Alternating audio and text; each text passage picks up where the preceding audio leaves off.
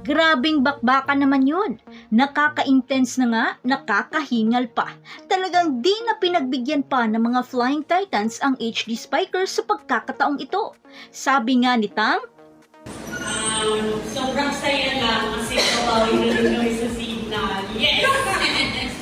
eto lang naman ang kauna-unahang natalo nila ang Signal under Coach Dante Alinsunurin at isa ang Signal sa mga maituturing na mabibigat na kupunan para talunin. Ano sa palagay mo? Magtuloy-tuloy na kaya ang panalo ng mga OB Girls? Pero bago pa man ang lahat, huwag mo namang kalimutang mag-subscribe at i-spike ang notification bell para lagi kang updated sa mga volleyball ganap.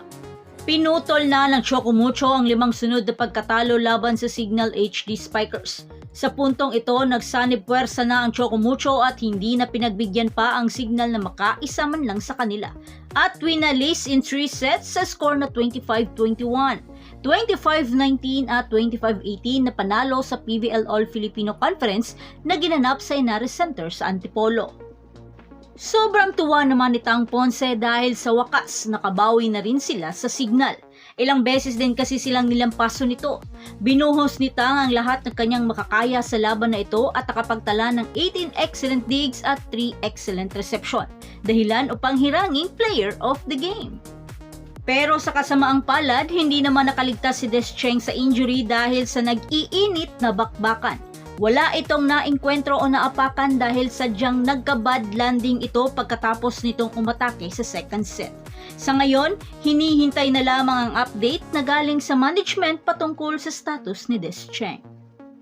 Gayunpaman, ito naman ang kauna-unahan nilang panalo sa Signal under Coach Dante Alinsunurin sa loob ng 5 laban nila.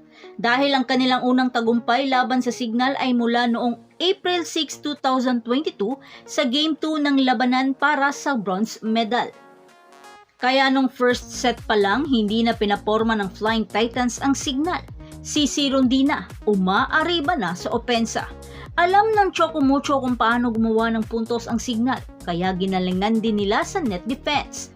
Gonzaga at Molina, bantay sarado kay Madayag. Isa rin sa nagpahirap sa Signal ang mabibigat na service aces ng Chocomucho.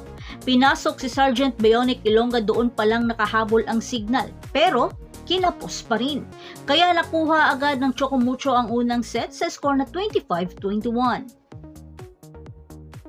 Sa second set, hindi naman inasahan ang maling paglanding ni Descheng sa unang bahagi ng second set.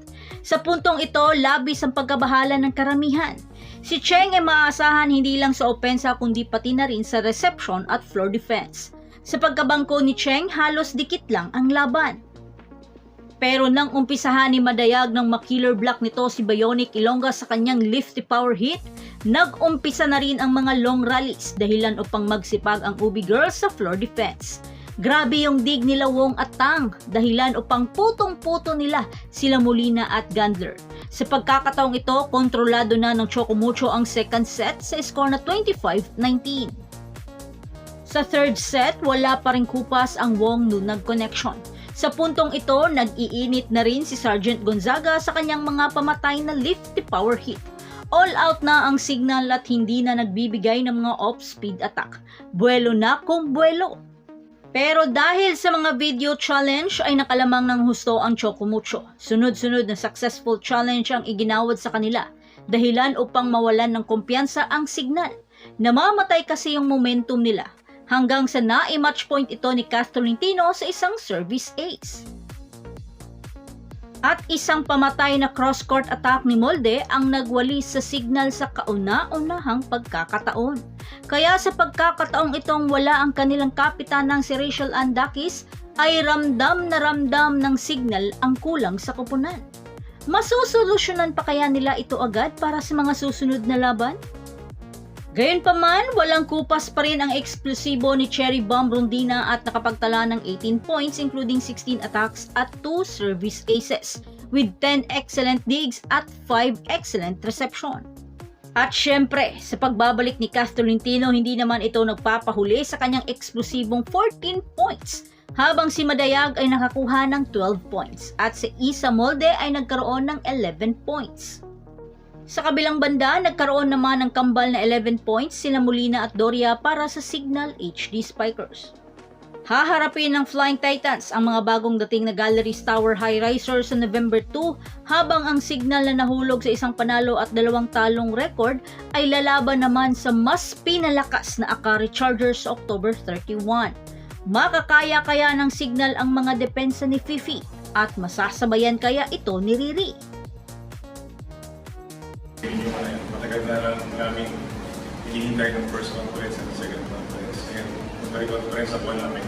Sana magtuloy-tuloy lang yung team namin. Kasi ito naman kailangan namin masahin yung magiging yung kanilang kumpiyansa sa laro pagdating sa Signal.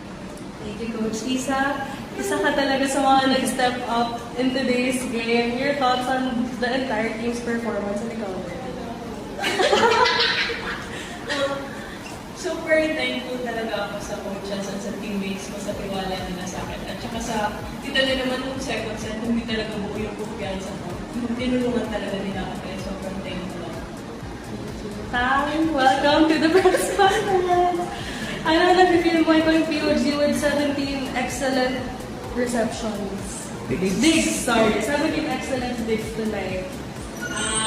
Sobrang saya lang kasi kawawi na rin kami sa Signal. Yes! So that's it. Thanks for supporting this channel and please don't forget to like and subscribe and spike the notification bell para lagi kang updated sa mga valuable ganap. And thanks for watching.